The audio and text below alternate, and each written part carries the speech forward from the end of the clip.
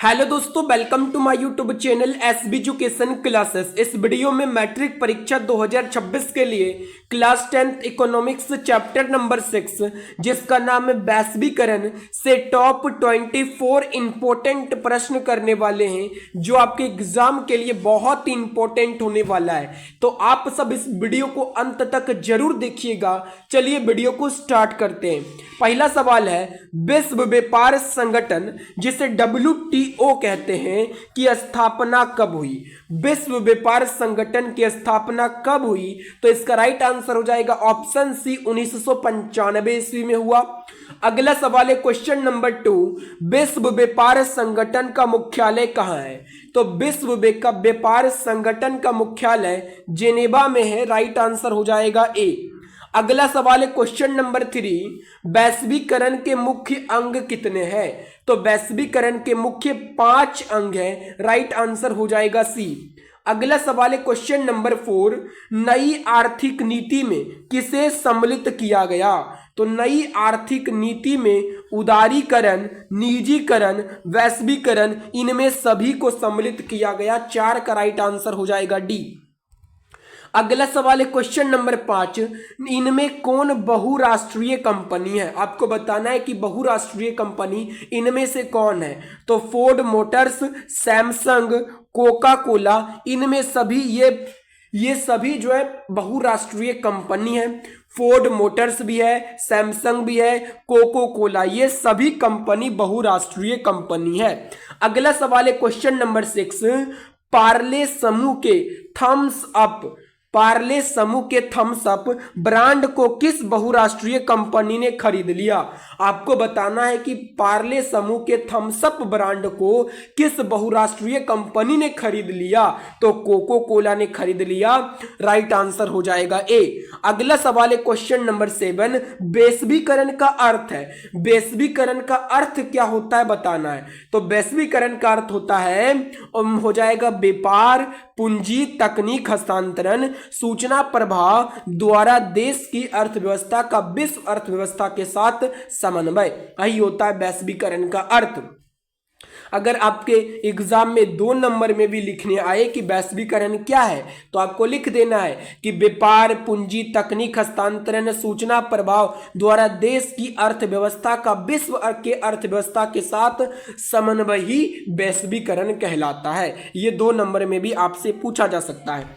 अगला सवाल है क्वेश्चन नंबर 8, भारत में नई आर्थिक नीति की घोषणा कब हुई? तो भारत में नई आर्थिक नीति की घोषणा 1991 में हुई। राइट आंसर हो जाएगा बी। अगला सवाल है, अंतरराष्ट्रीय व्यापार संबंधी नियमों का निर्धारित करने वाली संस्था कौन है? अंतरराष्ट्रीय व्यापार संबंधी नियमों को निर्धारित करने वाली संस्था कौन है? तो WTO है, विश्व व्यापार संगठन। राइट आंसर हो जाएगा डी।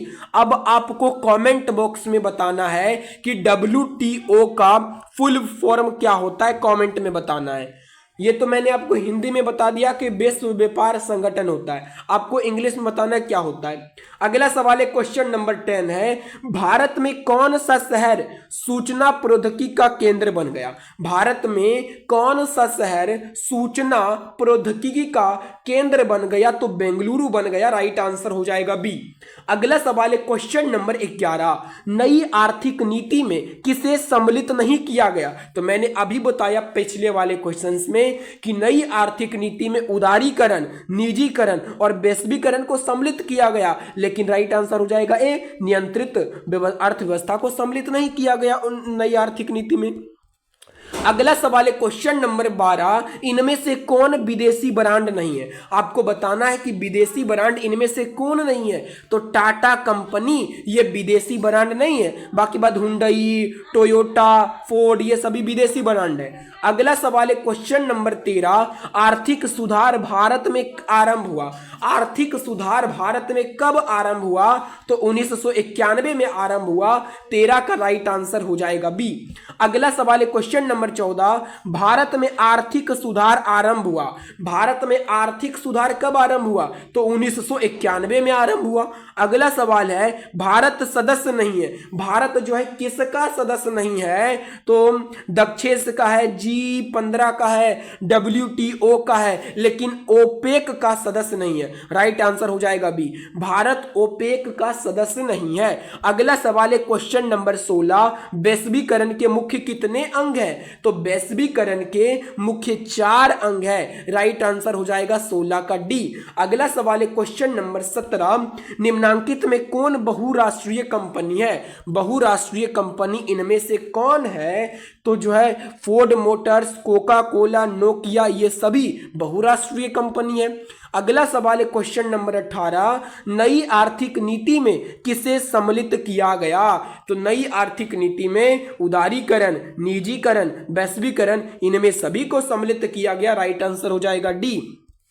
अगला सवाल है, विश्व व्यापार संगठन की स्थापना हुई। तो विश्व व्यापार संगठन की स्थापना कब हुई? 1995 में हुई। ये सभी देखिए रिपीटेड क्वेश्चंस है जो आपके एग्जाम में पूछे गए हैं। अगला सवाल है क्वेश्चन नंबर 20, निम्नलिखित में से क्या नई आर्थिक नीति का अंग नहीं है? इनमें से कौन नई आर्थिक नीति का अंग नहीं है? तो निजीकरण तो है, वैश्वीकरण भी है, उदारीकरण भी है, लेकिन राष्ट्रीयकरण ये नई आर्थिक नीति का अंग नहीं है। अगला सवाल देखिए क्या है, तो अगला सवाल है क्वेश्चन नंबर 21, कि सरकार द्वारा लगाए गए अनावश्यक नियंत्रणों तथा प्रतिबंधों को हटाना क्या कहलाता है? सरकार द्वारा लगाए गए अनावश्यक नियंत्रणों तथा प्रतिबंधों को हटाना क्या कहलाता है? तो उसे उदारीकरण कहते हैं। 21 का राइट आंसर हो जाएगा बी। अगला सवाल है क्वेश्चन नंबर 22, निम्न में से कौन भारतीय बहुराष्ट्रीय कंपनी है? इनमें से भारत की बहुराष्ट्रीय कंपनी कौन है, आपको यह बताना है।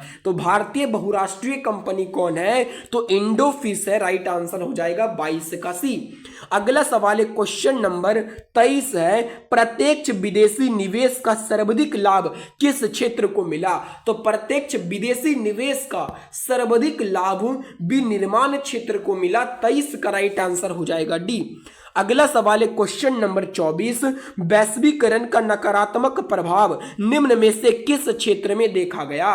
तो वैश्वीकरण का नकारात्मक प्रभाव कृषि एवं ग्रामीण क्षेत्र में देखा गया। राइट आंसर हो जाएगा सी। तो ये थे वैश्वीकरण चैप्टर से टॉप 24 महत्वपूर्ण सवाल जो आपके एग्जाम के लिए मैं बोलूं तो बहुत इंपॉर्टेंट है। ये 24 सवाल, आपको ये सभी सवाल अच्छे से याद करके जाना है एग्जाम में, ताकि कोई भी क्वेश्चंस आपके एग्जाम में नहीं छूटे। तो आपको ये वीडियो कैसा लगा है? तो वीडियो को लाइक जरूर कर दीजिएगा, और वीडियो कैसा लगा कमेंट में बताइए, और चैनल को भी सब्सक्राइब जरूर कर दीजिएगा। मैंने जो है आपके लिए और भी चैप्टर की वीडियो बना दिए हैं मेरे चैनल पे, उसको भी आप जाके देख सकते हैं। सभी क्वेश्चंस आपको वीडियो देखते देखते ही याद हो जाएगा। तो चलिए मिलते हैं नेक्स्ट वीडियो में। धन्यवाद।